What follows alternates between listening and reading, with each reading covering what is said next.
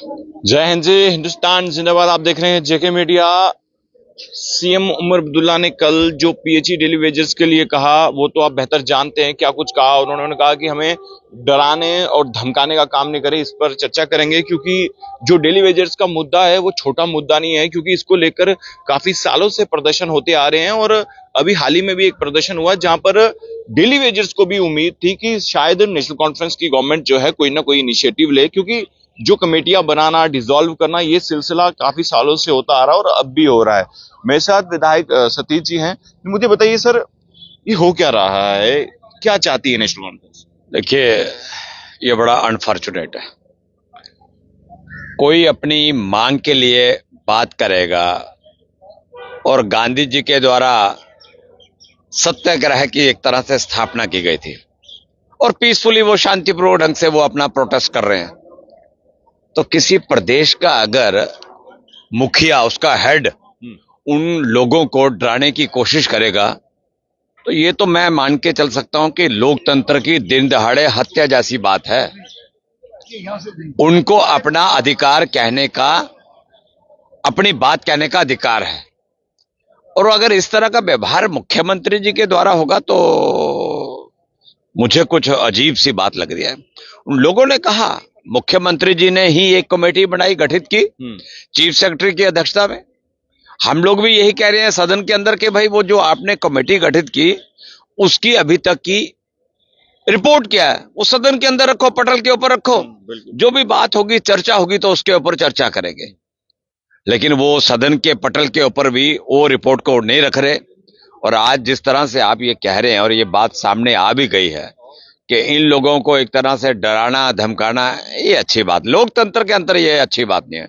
Democracy का मतलब ही ये है कि लोग अपनी बात को ढंग से रख रहे हैं और उन लोगों के बच्चे भी हैं, उन लोगों को भी कहने का अधिकार है। अब डेली बेसिस बेचारे चले हुए हैं तो मान के चलो जब वो लगे होंगे 500 रुपए के ऊपर लगे होंगे तो 93-9400 रुपए के ऊपर कोई लेकर आया। आपकी सरकार को क्या दिक्कत है? बढ़ो ना थोड़ा। बिल्कुल। हम थोड़ी कह रहे हैं कि उनको बिल्कुल हाइक पे ले जाओ, थोड़ा तो बढ़ो, कुछ अपना पुरुषार्थ तो दिखाओ।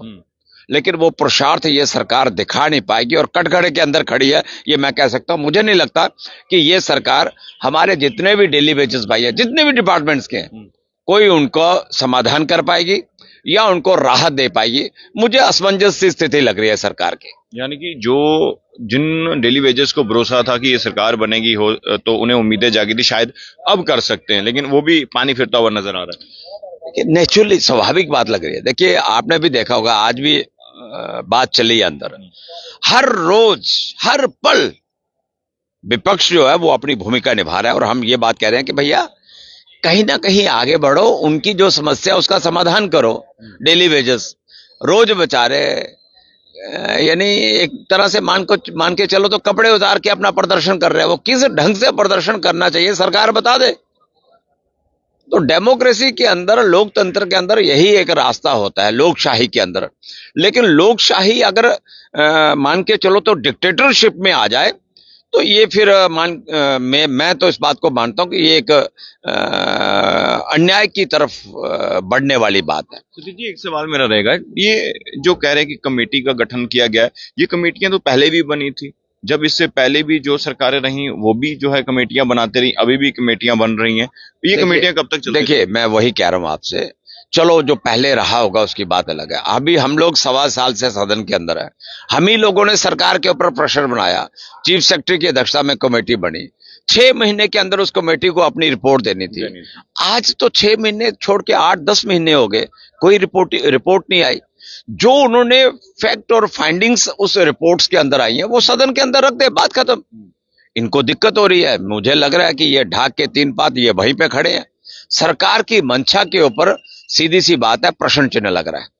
सरकार कहीं ना कहीं कटघरे के अंदर खड़ी है और सरकार सही ढंग से जनता की समस्याओं को समझ नहीं पा रही। और ये डेमोक्रेसी की एक तरह से मान के चलो तो हत्या जैसी बात है।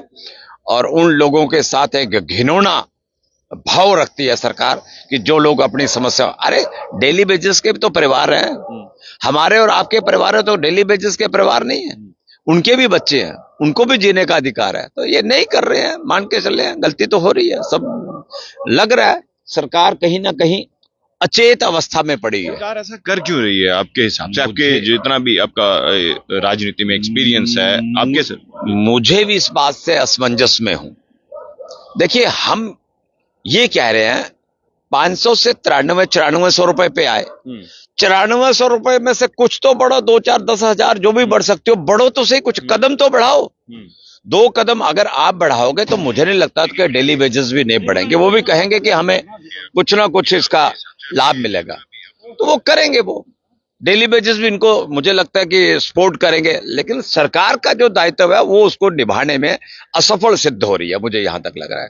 तो ये असफलता सरकार के पैमाने के ऊपर खड़ा रहता है।